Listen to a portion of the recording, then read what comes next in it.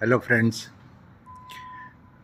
Pulse and swans पे आज फिर जेएम आपके साथ हैं और मैं आज डिस्कस करूंगा the fourth type of processor which is a purple और grey colour whichever name you give it, जिनको यूनिवर्स और God has blessed with purple processors.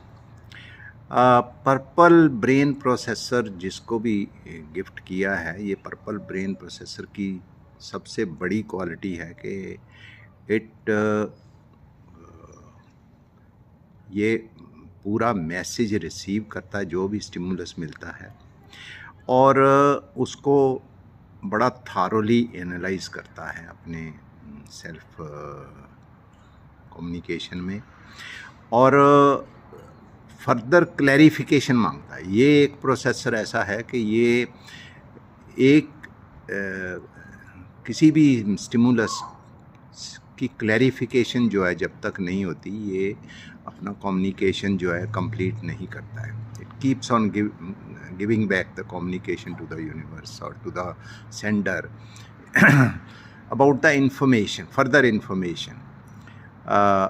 इसलिए ये प्रोसेसर जिनको ब्लेस किया है, ऐसे लोग जो है बहुत ही नॉलेजेबल गिने जाते हैं, क्योंकि ये बहुत से एंगल से एक ही चीज़ को जो है एनालाइज करते जाते हैं और वो चाहे इनका वो रिलेटेड हो उस प्रोजेक्ट के लिए या रिलेटेड हो उस कम्युनिकेशन से, या वो ये कई बार ऐसे जो है रिटर्न कम्युनिकेशन भी देते हैं, दे डिमांड फर्दर क्लैरिफिकेशन के जो कि रिलेटेड ही नहीं है उस डिस्कशन से और उस स्टिमुलस से। तो ऐसे लोग जो है बहुत नॉलेजेबल होते हैं और इनका जो है बहुत ही वाइड जो है ये अपनी सेल्फ कम्युनिकेशन में फैक्ट्स डिस्कस करते हैं, प्रोसेसेस डिस्कस करते हैं और ऐसे भी प्रोसेसेस दे क्वेश्चन अपने आप में डिस्कस कर लेते हैं, डिबेट करते हैं, जो कि वहाँ शायद एप्लीकेबल भी ना हो। ओके, तो उससे क्या होता है कि ऐसे लोग जो है बहुत ही कंजर्वेटिव माने जाते हैं। ऐसे लोग जो है इमोशंस को तो ये बिल्कुल ही टच ही नहीं करते, ये they don't bring this emotions in their self discussion. ये सिर्फ फैक्ट्स एंड फैक्ट्स पे ही अपना फोकस रखते हैं and they keep on increasing their knowledge about the facts. So इसलिए इनका सबसे बड़ा है कि they are very investigative. Okay, और ये फर्दर जब ये एनालिसिस इतना करते हैं तो ये इनका नॉलेज अबाउट द प्रोसेसेस भी बहुत होता है।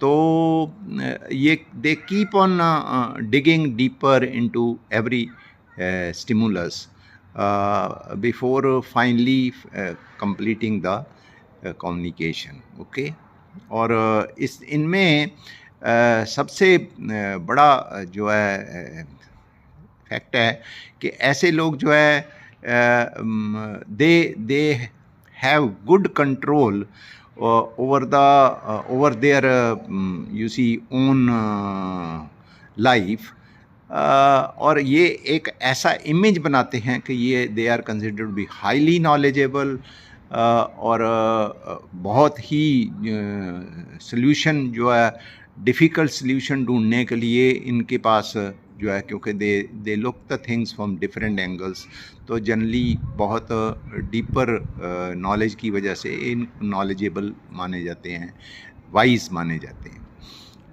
लेकिन इस प्रोसेसर के भी बहुत से डिसएडवांटेज भी हैं, क्योंकि they don't include this emotions in any of their discussion। तो इससे क्या होता है कि बहुत बार डिसीजन जो है वो अनफेवरेबल हो जाते हैं। ओके, और ऐसे लोग जो है बड़े माना जाता है कि बहुत नॉलेजेबल हैं, लेकिन कंजर्वेटिव भी माने जाते हैं, क्योंकि they do not inch away from their this thing. और दूसरा, क्योंकि टू मच ऑफ डेटा या टू मच ऑफ एनालिसिस करते हैं, तो इसलिए कई बार ऐसा भी इमेज ये क्रिएट कर लेते हैं कि ये आदमी तो यार बाल की खाल ही उधेड़ता रहता है। ओके, क्योंकि जल्दी डिसीजन ये नहीं लेते ये। Okay, they will try to decision के पास भी कोई डिस्कशन चल रही हो, supposing group of people are there, तो बहुत पास ऑन डिसीजन के, तो ये कोई ना कोई ऐसा पॉइंट बीच में अड़ा देंगे कि जिससे वो डिसीजन लेने की बजाय एक फर्दर इन्वेस्टिगेशन शुरू हो जाती है और ऐसी कम्युनिकेशन दे देंगे। तो ये जो है इनका आइडेंटिफिकेशन ऐसा ही रहता है कि दे गिव वन इमेजेस के दे आर हाईली नॉलेजेबल, दूसरा इमेज है कि यार ये बहुत ही ड्राई हैं, क्योंकि ये इमोशंस तो जानते ही नहीं किसी की, और तीसरा दे वे टेक वेरी डिलेड डिसीशंस, तो इसलिए इनसे लोग एक्सपेक्ट नहीं करते कि जल्दी इनके पास कोई ऐसा डिसीजन लेने की जो है अथॉरिटी दी जाए जिससे कि ये डिसीजन ले। They can comment on the decisions of the group और अदर थिंग्स।